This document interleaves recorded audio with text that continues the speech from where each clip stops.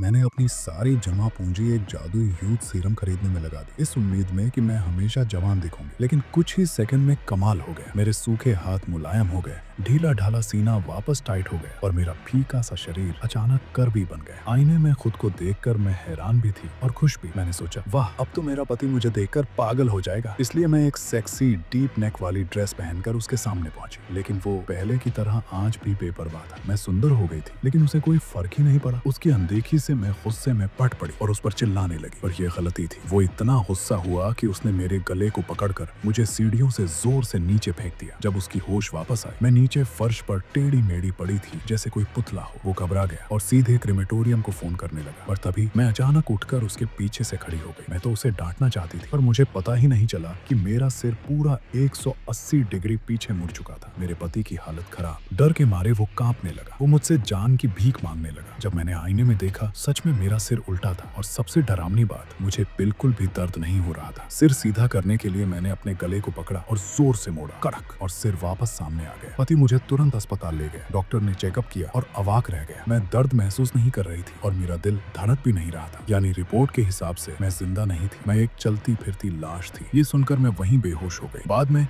मेरे पति ने चुपके से मुझे मुर्दा घर से बाहर निकाला और अपने मेकअप वाले हुनर से मेरी त्वचा को इस तरह पेंट किया कि मैं जिंदा लगूं। लेकिन तभी मेरी बेस्ट फ्रेंड ऐना वहां आ गई। पति घबरा गया। उसे डर था कि मुझे उनके रिश्ते के बारे में पता न चल जाए। तो उसने ऐना को कहा, अभी नहीं, बाद में आना। पर उन्हें क्या पता था, मैं सब सुन चुकी थी। मैं शांत और ठंडे दिमाग से कमरे से बाहर आई और जैसे ही ऐना मुड़ी नहीं थी, मैंने गन निकाली और उसे गोली मार दी। ऐना खून के तालाब में गिर गई। पति डर से कांपने लगा। हम दोनों उसकी लाश हटाने ही वाले थे कि अचानक ऐना की लाश खुद उठकर खड़ी हो गई और हम दोनों दंग रह गए।